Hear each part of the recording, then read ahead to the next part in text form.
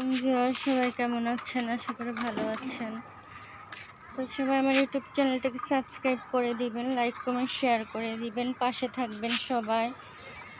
তো আসলে অনেক দিদিরা আমাকে বলে ফোনটাকে ভিডিও করার সময় চওড়া করে ধরতে। আসলে আমি সবসময় ওইভাবে ভিডিও করে অভ্যাস হয়ে গেছে, দেখা যায় যে মনেই থাকে না। তো সব দিদি ভাইদের অনেক অনেক ধন্যবাদ। আমি নতুন, আমাকে সবাই সহযোগিতা করবেন কিভাবে কোন কাজটা করলে ভালো হবে। তো অনেক দিদিভাই বলেছিল আমার বাগানটাকে একটু চেঞ্জ করলে ভালো হবে। তো আমি কিন্তু পলি দিদি আর পলি দিদির বোনের ভিডিওগুলো দেখি, ভালো লাগে। আরও অনেকে আছেন, তাদের ভিডিওগুলো দেখি। তো কীভাবে কি করতে হবে দেখি, শিখি। আবার আমাকেও অনেকে দেখে শিখে। তো সবার কাছে সবার শেখার আছে অনেক কিছু। তো বাগানে কিন্তু অনেক দিন পরে এরকম ঝলমলে রোদ পাওয়া গেল। তোমার বাগানে কিন্তু অনেক কিছু আছে। তো একটা পেয়ারা হারভেস্ট করে নিই আজকে, মাশাআল্লাহ। এই হচ্ছে থাই পেয়ারা, এটা মাধবী পেয়ারাও বলে অনেকে। এটা ভিতরে কিন্তু লাল হয়, অনেক ভালো লাগে আমার এই পেয়ারাটা।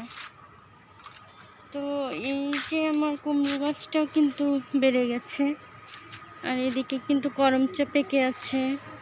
এবার আমি এখনো করমচা পারি নাই, তো অনেক করমচা কিন্তু রয়ে গেছে গাছে। আজকে কিছুটা পেরে নিব। তো সবজি গাছ কিন্তু এই যে চিচিঙ্গা গাছ, পুঁই শাক, তারপরে আমি কিন্তু আস্তে আস্তে সেই সবজি অনেক করেছি। সারা বছরই সবজি থাকে আমার বাগানে। কচু শাক, পুঁই শাক, বেগুন, কচু, তারপরে ধুন্দুল, পেঁপে, নানা রকম কিন্তু শাকসবজি আমার বাগানে সারা বছরই থাকে, খেতে পারি। লাউ গাছ, কুমড়ো গাছ সবই থাকে। তারপর সিজনে সিজনে হয় পেস্তা আলু গাছ, পেস্তা আলু ধরে, এই যে ধরে আছে ভিতরে। এদিকে আছে ফুল গাছ, মরিচ গাছে ফুল এসেছে। এদিকে সুন্দর সুন্দর রঙন ফুল ফুটে আছে, এদিকে গোলাপ ফুটে আছে। ছাদ বাগানের গাছগুলো একটু ফাঁকা করে দিয়েছি। এদিকে কাঠগোলাপ আছে, কলা গাছ, চেরি ফুল। তাহলে কিন্তু হয় কি যে বাতাস আসে, অনেক ভালো লাগে। আর এখানে তো অনেক পুঁই গাছ, পুঁইয়ের ডগা। আর এখানে কিন্তু পেঁপে ধরেছে মাশাআল্লাহ। আর এই দিকটায় কিন্তু আমি কবুতরের সার দিয়েছি, শাকসবজির খোসা দেই, ভাত এগুলো দেই। নষ্ট হয়ে যাওয়া ভাত, সেগুলো দিলে কিন্তু গাছের খুব ভালো খাবার এগুলো। তো এই জন্য কিন্তু আমি যে লেবু গাছটা লেবু পেয়েছি, ওদিকে একটা ড্রাগনও ধরেছে। তো ওদিকে আমার যাওয়া সম্ভব না, মোবাইল সহ আমি পড়ে যাব তাহলে। আর এদিকে কবুতরগুলোকে খাবার দিলাম। তো আমার আগে মুরগি ছিল, আবার মুরগি, দেশি মুরগি যদি পাই নিয়ে আসবো। আর এদিকে হলো সুন্দর এই ফুল ফুটে আছে, লাউ গাছ বড় হয়েছে। তো এই যে শীতের আগে গিয়ে কিন্তু আমার অনেক শীতের গাছ হয়ে আছে। এদিকে কামরাঙ্গা ধরে আছে গাছে, কামরাঙ্গাগুলো কিন্তু বড় হচ্ছে, থোকায় থোকায় ধরেছে। কোথায় গেল কামরাঙ্গাগুলো? এই যে গাছটার গোড়াটা আজকে শুকিয়ে গেছে, পানি দিতে হবে। এছাড়াও তো ফলমূল, বরই, তেঁতুল, লেবু, ডালিম, আখের গাছ। তো এদিকে অলকানন্দা গাছ আছে, নানা রকম ফুল ফুল শাকসবজি গাছ, মালবেরি ফলের গাছ। তারপরে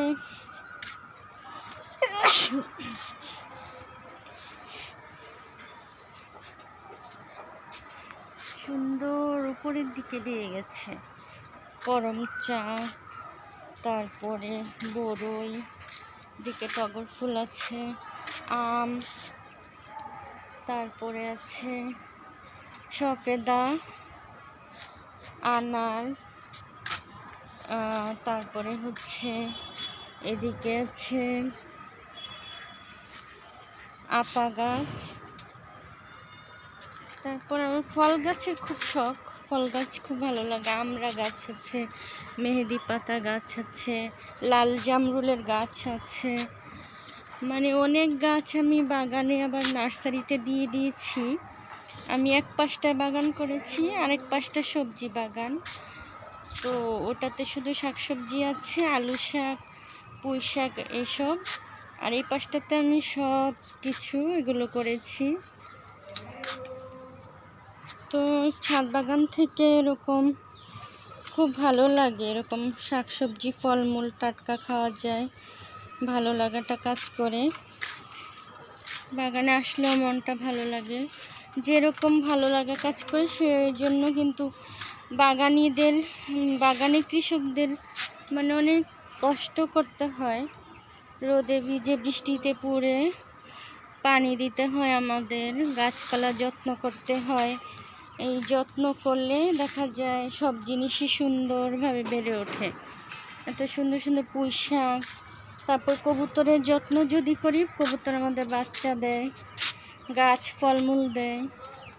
তো যত্ন না করলে কোনো কিছুই পাওয়া সম্ভব না। তা আমি তো অনেক গাছ মেনটেন করি, তো আমার ভালোই লাগে। মানে প্রত্যেকটা মানুষই একটা কাজ করে করে অভ্যস্ত হয়ে গেলে, আর সে যদি ভালোবাসা ভালো লাগা থেকে কাজটা করে, সেই কাজটা কিন্তু অনেক সুন্দর হয়।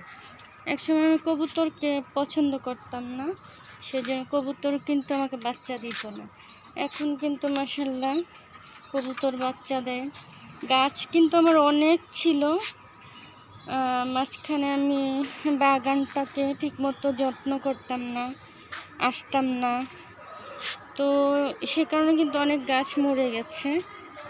তো এখন আবার দেখি যে বাগানে আসলে ভালো লাগে, মন থেকে ভালোবেসে কাজ করি, গাছগুলো কিন্তু সুন্দরভাবে বেড়ে উঠছে। তো সবাই ভালো থাকবেন, আজকে পর্যন্তই, আল্লাহ হাফেজ।